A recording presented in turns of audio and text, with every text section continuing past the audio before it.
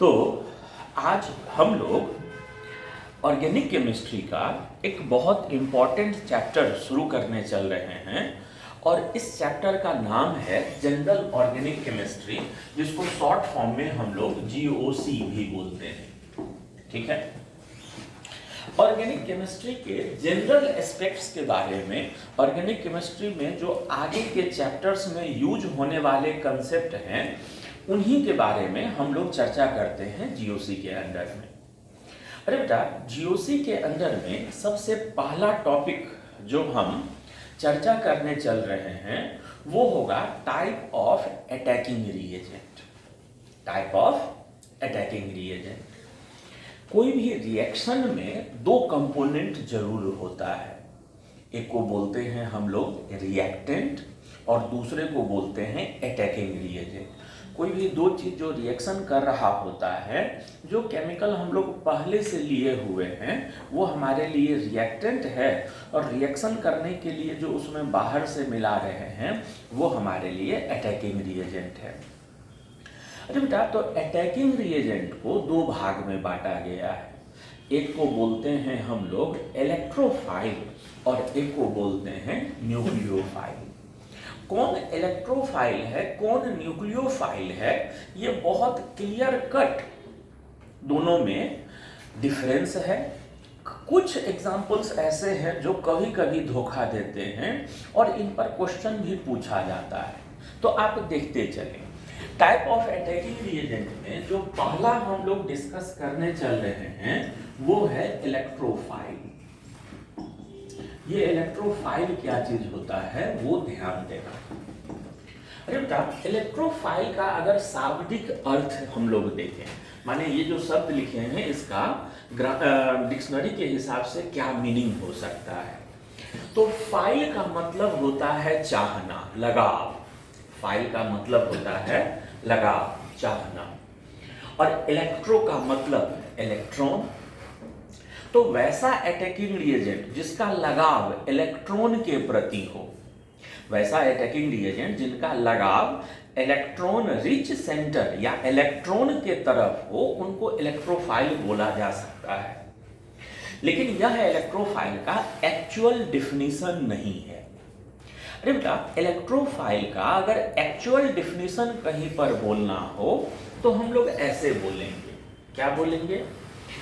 वैसा attacking reagent, वैसा attacking reagent जो कम से कम एक लोन पेयर एक्सेप्ट कर सकता है। वैसा अटैकिंग रिएजेंट जो कम से कम एक lone pair, pair of electron, दो इलेक्ट्रॉन, वैसा अटैकिंग रिएजेंट जो कम से कम एक लोन पेयर एक्सेप्ट कर सकता है, वो इलेक्ट्रोफाइल कहलाते हैं। ठीक है। इलेक्ट्रोफाइल का डेफिनेशन याद रहा। Those attacking reagents which can accept at least one lone pair of electron are called electrophiles. उनको हम लोग इलेक्ट्रोफाइल्स बोला करते हैं। ठीक है। अरे बेटा, तो इलेक्ट्रोफाइल्स का डिफिनेशन में हम लोगों ने देखा क्या कि वैसे अटैकिंग रिएजेंट जो कम से कम एक लोन पेयर एक्सेप्ट कर सकते हैं, उनको इलेक्ट्रोफाइल हम लोग बोलते हैं। अब सुनो एक बात, इस डिफिनेशन को थोड़ा सोचते हैं। अरे बेटा, अगर कोई भी एटम बाहर से इलेक्ट्रॉन लेना चाहे, या किसी भी सेंट मॉलिक्यूल में कोई एक पर्टिकुलर एटम बाहर से इलेक्ट्रॉन लेना चाहे, तो इलेक्ट्रॉन अगर आप लीजिएगा तो कहीं ना कहीं किसी न किसी ऑर्बिटल में उसको जगह दीजिएगा, रखिएगा ऑर्बिटल में ही कहीं ना कहीं। तो ध्यान से अगर सोचा जाए तो इलेक्ट्रोफाइल होने के लिए जो जरूरी शर्त है वो है presence of vacant orbital. Any species, any ion, any neutral molecule will be an electrophile if that ion or molecule have some vacant orbital. Presence of vacant orbital is essential condition for any species to become an electrophile. Electrophile होने के लिए जो जरूरी शर्त है वो क्या है? खाली ऑर्बिटल का प्रेजेंस। खाली ऑर्बिटल अगर किसी के पास होगा तो वो इलेक्ट्रोफाइल की तरह बिहेव करेगा, because that vacant orbital can be used to accommodate electrons. वो खाली ऑर्बिटल इलेक्ट्रॉन को अपने अंदर रखने के लिए यूज किया जा सकता है। तो इसलिए हम लोग बोल सकते हैं कि किसी भी स्पीसीज का इलेक्ट्रोफाइल होने के लिए जो जरूरी शर्त है वो क्या है? Presence of vacant orbital. अब वो वैकेंट क्यों हो रहा है, कैसे हो रहा है, उससे कोई मतलब नहीं है हमको। If any species have a vacant orbital and that species is capable to accept electron, then that species will be an electrophile. अरे बेटा, हम यहाँ पर इलेक्ट्रोफाइल के एग्जाम्पल्स में ढेर सारा एग्जाम्पल लिखेंगे, और कोई भी एग्जाम्पल में कोई भी मॉलिक्यूल या आयन का चर्चा है तो वो क्यों इलेक्ट्रोफाइल है उसको समझने का कोशिश करना। तो इलेक्ट्रोफाइल के एग्जाम्पल में जो पहला हम सीरीज यहाँ लिखते चल रहे हैं वो देखो क्या है। जो पहला सीरीज यहाँ हम लिख रहे हैं वो है ऐसा, CH3 CH2 plus H plus NO plus CH3 C double bond O plus NO2 plus etc। इस तरह से और भी बहुत सारे आयन हो सकते हैं। ये लोग इलेक्ट्रोफाइल हैं। सुनो बेटा, ये लोग इलेक्ट्रोफाइल क्यों हैं वो समझना। देखो, जैसे मान लो दो एटम है, ये एक एटम है, ये एक एटम है। मान लेते हैं ये सेंटर A का है और ये सेंटर जो है वो B का है, और इनके बीच में कोई बॉन्ड बना हुआ है, ऑर्बिटलों के ओवरलैपिंग के कारण कोई बॉन्ड बना हुआ है, ठीक है।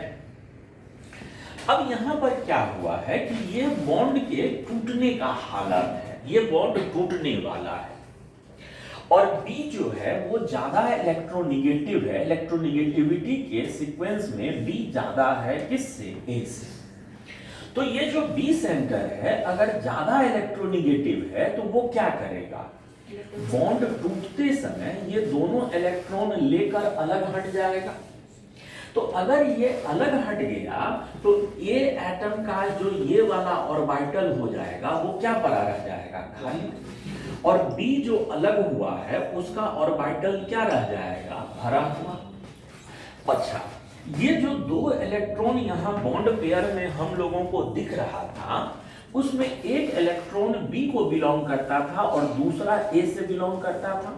बेटा, अगर दोनों इलेक्ट्रॉन B ने अपने अंदर अपने कैप्चर में कर लिया है, बॉन्ड पेयर के दोनों इलेक्ट्रॉन B लेते चला गया है, तो एक एक्स्ट्रा इलेक्ट्रॉन एक दूसरे का इलेक्ट्रॉन आ जाने के कारण B पर कैसा चार्ज आ जाएगा और A पर कैसा चार्ज आ जाएगा? प्लस। देखो ना, हम जो बात बोल रहे हैं, कहीं भी बॉन्ड टूटने के कारण, कहीं भी बॉन्ड टूटने के कारण अगर किसी स्पीसीज पर पॉजिटिव चार्ज डेवलप हो तो वहां पर खाली ऑर्बिटल भी रहेगा ही रहेगा। बॉन्ड टूटने के कारण अगर पॉजिटिव चार्ज, अरे बेटा, बॉन्ड टूटने के कारण ये बात हम बहुत जोर देकर बोल रहे हैं। जानते हो, पॉजिटिव चार्ज और भी तरीकों से डेवलप हो सकता है।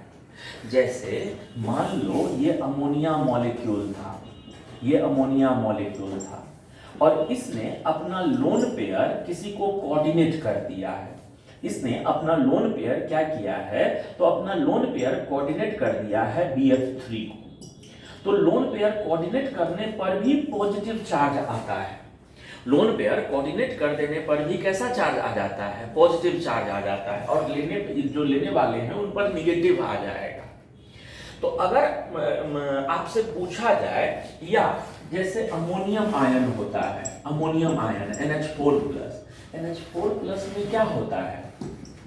एक न्यूट्रल अमोनिया मॉलिक्यूल था और उस न्यूट्रल अमोनिया मॉलिक्यूल ने अपना लोन पेयर दे दिया है किसको? H+ को। तो इलेक्ट्रॉन लेने के कारण इसका प्लस तो खत्म हो गया, लेकिन लोन पेयर देने के कारण नाइट्रोजन पर कैसा चार्ज आ गया? प्लस आ गया। तो अगर आपसे पूछा जाए कि क्या ये स्पीसीज इलेक्ट्रोफाइल है, पॉजिटिव तो यहां भी है, जहां इलेक्ट्रॉन रिच सेंटर होगा, भागा भागा दौरा दौरा ये भी जाएगा। क्यों? क्योंकि जहां निगेटिव चार्ज है उसमें और इसमें इलेक्ट्रोस्टैटिक अट्रैक्शन होगा बेटा, वहां उधर निगेटिव चार्ज है और इस पर पॉजिटिव चार्ज है, भागा भागा भी जाएगा। बट इलेक्ट्रोफाइल का बेसिक डेफिनेशन याद है आप लोगों को? क्या? लोन पेयर लेने का कैपेसिटी होना चाहिए। तो जब इस अमोनियम आयन को लोन पेयर ऑफर किया जाएगा तो फिर ये मायूस कर देगा। क्यों? क्योंकि यहां पर किसी भी स्पीशीज के पास, किसी भी एटम के पास खाली ऑर्बिटल नहीं है। तो हम जो लाइन बोल रहे थे उस लाइन को पूरा करते हैं कि कोई भी आयन में अगर पॉजिटिव चार्ज डेवलप हो रहा है बॉन्ड के टूटने के कारण, तो ऐसे जितने भी स्पीशीज होंगे वह इलेक्ट्रोफाइल के एग्जाम्पल में आएंगे। क्यों? क्योंकि बॉन्ड टूटने के कारण जब पॉजिटिव चार्ज डेवलप होता है तो खाली ऑर्बिटल नेचुरली डेवलप हो जाता है।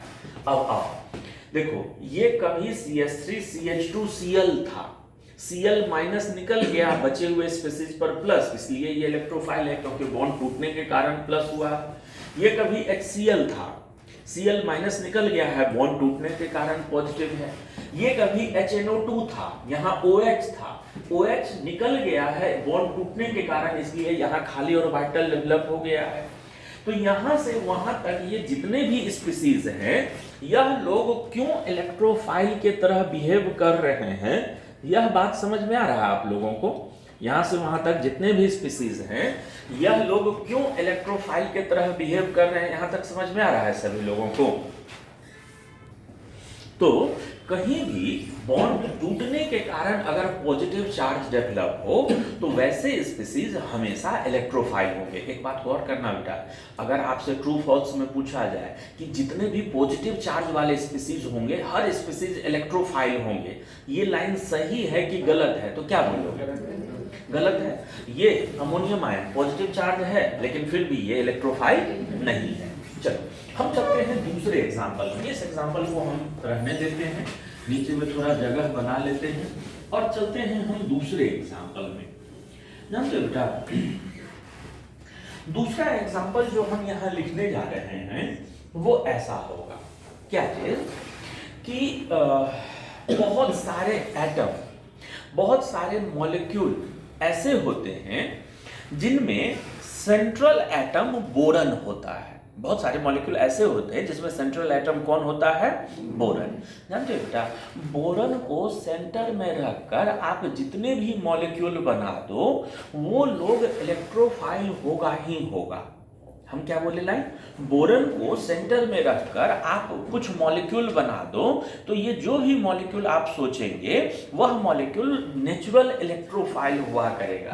जैसे कुछ एग्जांपल थे, जैसे यहाँ पर हमने लिखा BH3 लिखा, जैसे हमने यहाँ BCl3 लिखा, जैसे हमने BF3 लिखा, जैसे हमने BI3 लिखा, जैसे हमने H3BO3 लिखा।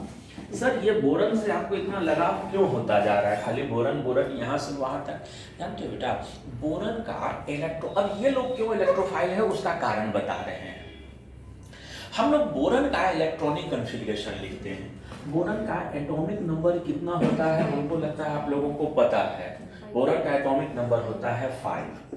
अरे बेटा, इसका इलेक्ट्रॉनिक कॉन्फ़िगरेशन हो जाएगा 1s2 2s2 2p1। Orbital diagram में ये s में यहाँ 2 इलेक्ट्रॉन और ये p ऑर्बिटल, इसमें 3 घर और यहाँ 1 इलेक्ट्रॉन। ठीक है?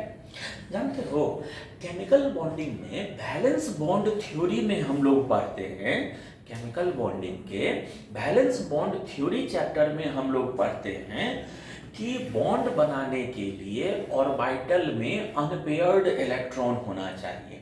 पहले से एक इलेक्ट्रॉन हो जो आपके साथ आकर ओवरलैप कर रहा है उसमें भी एक इलेक्ट्रॉन और हो जाए तो ही बॉन्ड बनता है। तो अगर इस बोरन को 3 बॉन्ड बनाना है तो इसके पास क्या होना चाहिए? 3 अनपेयर्ड इलेक्ट्रॉन। 3 अनपेयर्ड इलेक्ट्रॉन हो तभी तो 3 बॉन्ड बना। अरे बेटा, तो 3 अनपेयर्ड इलेक्ट्रॉन के लिए होने के लिए ये बोरन क्या करता है कि अपने इस इलेक्ट्रॉन को अनपेयर्ड करके वहां भेज देता है। After doing that, the configuration of boron system will look something like this.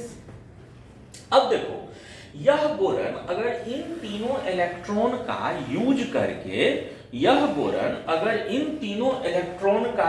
करके तीन बॉन्ड बना भी ले, मान लो उसके द्वारा ओवरलैप करके एक बॉन्ड, इसके द्वारा दूसरा, इसके द्वारा तीसरा, बोरन अगर तीन बॉन्ड बना भी ले तो भी ये वाला ऑर्बिटल हर समय खाली पड़ा हुआ रहेगा। इस बात से सहमत नहीं है आप? ये वाला ऑर्बिटल नहीं खाली पड़ा हुआ। अगर बोरन इसका यूज करके तीन बॉन्ड बना भी ले तो भी बोरन का ये वाला ऑर्बिटल क्या पड़ा रहेगा? खाली। तो बोरन के ट्राइवैलेंट जितने भी मॉलिक्यूल, बोरन के तीन तरफ हाइड्रोजन है, बोरन के तीन तरफ फ्लोरीन है, बोरन के तीन तरफ जो भी है, ये बोरन के तीन तरफ OH है। sp3 का स्ट्रक्चर कैसा? बोरन के तीन तरफ क्या है? ये OH है, OH है, OH है। तो ये OH है, तो इसलिए ये भी क्या हो जाएंगे? इलेक्ट्रोफाइल। ये लोग क्यों इलेक्ट्रोफाइल के उदाहरण में शामिल है, ये बात समझ में आ रहा है? ये लोग क्यों इलेक्ट्रोफाइल के उदाहरण में है, ये पहले ही हम लोग चर्चा कर चुके हैं। तो बेटा, इलेक्ट्रोफाइल का डिफिनीशन क्या होता है याद है आप लोगों को? इलेक्ट्रोफाइल का डिफिनीशन क्या बोले थे याद है? क्या बोलो? जो लोन पेयर एक्सेप्ट। अच्छा, लुईस एसिड का डिफिनीशन क्या होता है याद है? लुईस एसिड का डिफिनीशन सेम, वही डिफिनीशन है ना दोनों। तो जानते हो, जो भी चीज लुईस एसिड होगा वो इलेक्ट्रोफाइल होगा ही होगा। All the Lewis acids are also examples of electrophile, क्योंकि दोनों का डेफिनेशन सेम हो जाता है। तो अभी तक हम लोगों ने देखा कि बॉन्ड टूटने के कारण अगर पॉजिटिव चार्ज कहीं डेवलप हो रहा है, वो लोग इलेक्ट्रोफाइल हैं। बोरन सेंट्रल में रहते हुए जितने भी ट्राइवैलेंट मॉलिक्यूल हम लोग बना सकते हैं, all of them will also be an example of electrophile. Now in third row, यहां पर हम लोग जो एग्जांपल लिखने जा रहे हैं वो सुनो। जानते हो बेटा, पीरियोडिक टेबल में फर्स्ट पीरियड में दो ही एलिमेंट होता है, इधर हाइड्रोजन होता है और इधर छोर पर हीलियम होता है।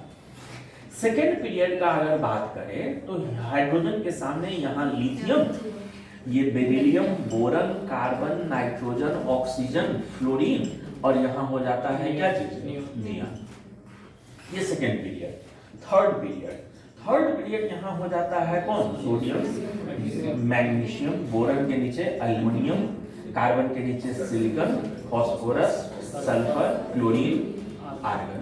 सुनो ना, हम बोल के आ रहे हैं, हम बोलिए क्या कुछ छूटा है? नहीं छूटा है। हम बोल क्या रहे हैं कि पीरियोडिक टेबल में फर्स्ट और सेकेंड पीरियड को छोड़ दो तो थर्ड पीरियड या उसके नीचे थर्ड, फोर्थ, फिफ्थ, सिक्स्थ, ऐसे इन लोगों के पास एक लग्जरी है। क्या है कि इनमें फिर इनके इलेक्ट्रॉनिक कॉन्फ़िगरेशन में फिर d ऑर्बिटल इन्वॉल्व होने लगता है। ठीक, इनमें क्या होने लगता है? d ऑर्बिटल इन्वॉल्व होने लगता है। अरे बेटा, अगर ट्रांजिशन सीरीज जो कि बीच में आएगा, फोर्थ से बीच में ट्रांजिशन सीरीज आने लगता है, ट्रांजिशन मेटल, तो ट्रांजिशन मेटल के केस में क्या होता है कि इलेक्ट्रॉन उसी d ऑर्बिटल में जाता है। तो ट्रांजिशन मेटल्स के केस में कई बार d ऑर्बिटल भरा हुआ भी रहेगा या d ऑर्बिटल नहीं भी खाली मिलेगा।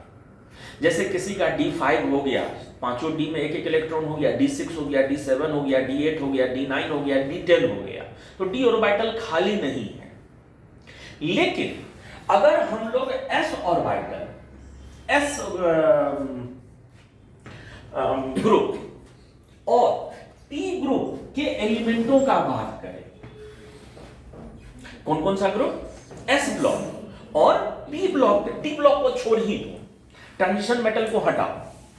अगर हम लोग s ब्लॉक और t ब्लॉक एलिमेंटों को ले लें तो इनके केस में तो d पूरा का पूरा खाली पड़ा हुआ रहे। जैसे हम एक इलेक्ट्रॉनिक कॉन्फ़िगरेशन आपके सामने लिख के दिखाएं, अल्युमिनियम हो, सिलिकॉन हो, फास्फोरस हो, चाहे सल्फर हो, कोई भी। जैसे मान लो फास्फोरस का लिखें तो फास्फोरस का एटॉमिक नंबर 15, ये हो गया 1s2, 2s2, 2p6, 3s2, 3p3 और 3d0। तो अगर पी ब्लॉक का एलिमेंट है तो डी ऑर्बिटल तो पूरा का पूरा खाली ही पड़ा हुआ रहा। वो तो ट्रांजिशन मेटल के केस में कभी कभी डी में जगह नहीं मिलेगा, लेकिन एस और पी ब्लॉक एलिमेंटों के केस में तो डी ऑर्बिटल पूरा का पूरा क्या पड़ा रहेगा, खाली। तो अगर हम लोग थर्ड पीरियड या उसके नीचे का पी ब्लॉक से बिलोंग करता हुआ कोई नॉन मेटल उठा ले, हम लोग थर्ड पीरियड या उसके नीचे में मौजूद पी ब्लॉक से कोई नॉन मेटल उठा ले तो उनमें डी ऑर्बिटल तो खाली पड़ा रहेगा, और उनके जो भी कंपाउंड होंगे, उस एलिमेंट का बना हुआ जो भी कंपाउंड होगा, वो लोग वैकेंट डी ऑर्बिटल के कारण क्या हुआ करेंगे, इलेक्ट्रोफाइल हुआ करेंगे। ऐसे जो मॉलिक्यूल हुआ करेंगे वो लोग वैकेंट डी ऑर्बिटल के कारण क्या हुआ करेंगे, इलेक्ट्रोफाइल हुआ करेंगे। तो जैसे हम जो एग्जांपल लिखने जा रहे हैं, उस एग्जांपल को लिखने के लिए यहाँ पर कुछ जगह हम मिटाएंगे, ध्यान देना। और ये लोग क्यों इलेक्ट्रोफाइल है, कारण समझना। बेटा जैसे यहाँ पर हमने लिखा, क्या लिखा, जैसे हमने लिखा AlCl3, जैसे हमने लिखा PCl3, जैसे हमने लिखा PCl5, जैसे हमने लिखा SF4, जैसे हमने लिखा SF2। तो ये लोग क्यों इलेक्ट्रोफाइल है, ये बात समझ में आ रहा है। क्यों? क्योंकि इनके, ठीक है, एक बहुत फेमस इलेक्ट्रोफाइल है जिसका कि यूज आता है, तो कई बार बच्चे लोग SF6 होता है,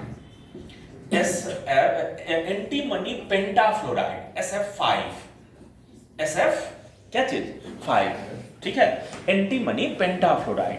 अरे बेटा एंटीमनी कहाँ का एलिमेंट है, नाइट्रोजन फैमिली का, न प अस सब बी, न प अस सब बी, यही होता है नाइट्रोजन फैमिली, ये Sb, ठीक है।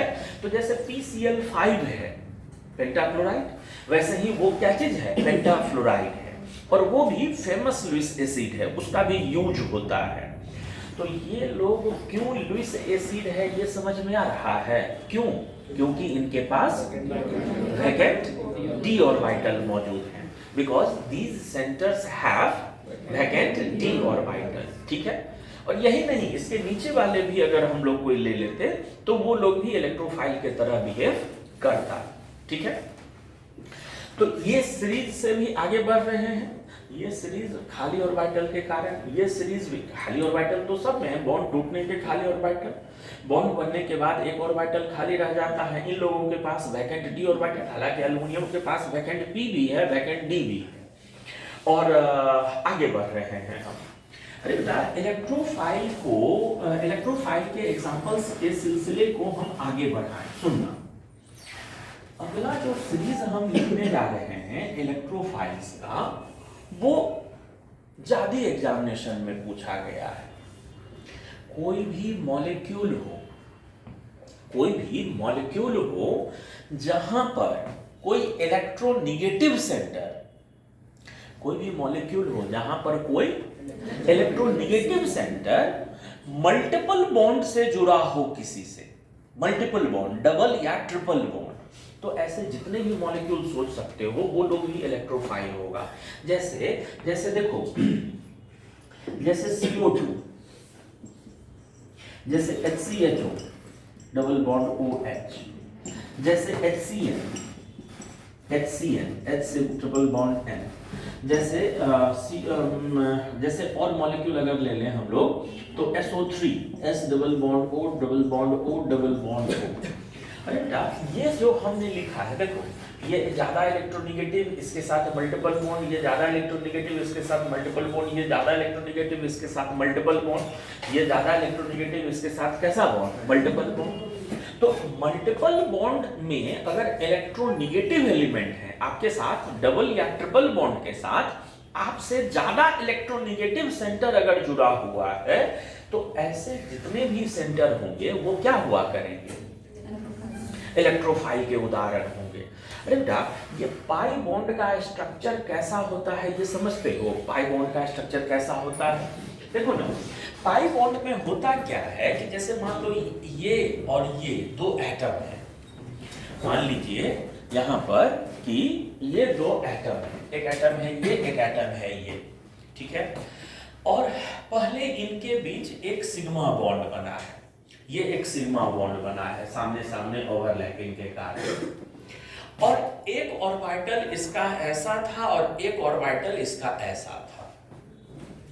थोड़ा थोड़ा ये दोनों एक दूसरे की तरफ बेंट हुआ, थोड़ा थोड़ा ये दोनों एक दूसरे के तरफ झुका, और इनके झुकने के कारण एक दूसरे के तरफ बेंट होने के कारण क्या हो गया, इनमें ओवरलैपिंग हो गया। इस ऑर्बिटल में सामने सामने ओवरलैपिंग के कारण बन रहा है, इसलिए वो सिग्मा बॉन्ड है, और इनके कारण साइड वाइज ओवरलैपिंग के कारण बन रहा है, इसलिए वो पाई बॉन्ड है। ठीक है, जानते हो बेटा होता क्या है, अगर मल्टीपल एटम मल्टीपल बॉन्ड में ये अगर इलेक्ट्रोनेगेटिव है तो ये क्या करता है कभी कभी कि यह बॉन्ड पेयर को अपने तरफ खींच लेता है। माने जो पाई बॉन्ड बना हुआ पेयर है उसको इसके पास रहने ही नहीं दिया, वो पेयर को अपने तरफ खींच लेता है। तो जब जब अपने तरफ खींच लिया ये बॉन्ड इलेक्ट्रॉन को, ये ज्यादा इलेक्ट्रोनेगेटिव होने के कारण पाई बॉन्ड को जब जब अपने तरफ खींच लिया, तो इस सेंटर का ये वाला ऑर्बिटल क्या हो गया, खाली नहीं हो गया, और खाली हो गया तो वो क्या करेगा, इलेक्ट्रोफाइल की तरफ। माने ये CO2 में अगर पूछे हमसे कि ये ऑक्सीजन की कार्बन की ई ऑक्सीजन इलेक्ट्रोफाइल की तरह कौन सा सेंटर बिहेव करेगा, कार्बन, क्योंकि जब जब ये बॉन्ड खुलेगा, जब जब ये बॉन्ड उधर की तरफ शिफ्ट होगा तो कार्बन पर प्लस, इस ऑक्सीजन पर माइनस, ये डबल बॉन्ड, इधर तो कोई बॉन्ड नहीं ये हुआ है, तो बॉन्ड खुलने के कारण ही ना यहाँ पर पॉजिटिव चार्ज डेवलप हो रहा है। तो ये स्पीशीज किसके तरह बिहेव कर रहा है। अगर हम पूछे आप लोगों से कि HCl में इलेक्ट्रोफिलिक सेंटर कौन होगा, कौन सा सेंटर होगा जो इलेक्ट्रोफाइल की तरह बिहेव करेगा, कार्बन बिहेव क्या करेगा, यहाँ पर जो इलेक्ट्रोफिलिक सेंटर होगा वो कौन सा हो जाएगा, कार्बन। SO3 में इलेक्ट्रोफाइल की तरह कौन बिहेव करेगा, सल्फर। ठीक है, SO3 में इलेक्ट्रोफाइल की तरह कौन बिहेव करेगा, क्या करेगा, सल्फर बिहेव क्या करेगा। अरे बेटा ये सब एग्जांपल्स हम लोग जो देख रहे थे अभी, ये सारा का सारा एग्जांपल था क्या चीज के लिए, तो ये सारा एग्जांपल हम लोग देख रहे थे कि कौन इलेक्ट्रोफाइल है और क्यों है, कौन सा स्पीशीज इलेक्ट्रोफाइल है और क्यों है। तो इलेक्ट्रोफाइल इतने तरह के, इसमें भी आगे, इसमें भी आगे, इसमें भी आगे और भी एग्जांपल्स हो सकते हैं, लेकिन इलेक्ट्रोफाइल इतने वैरायटी के हो सकते हैं जो अभी हम लोग देख रहे थे।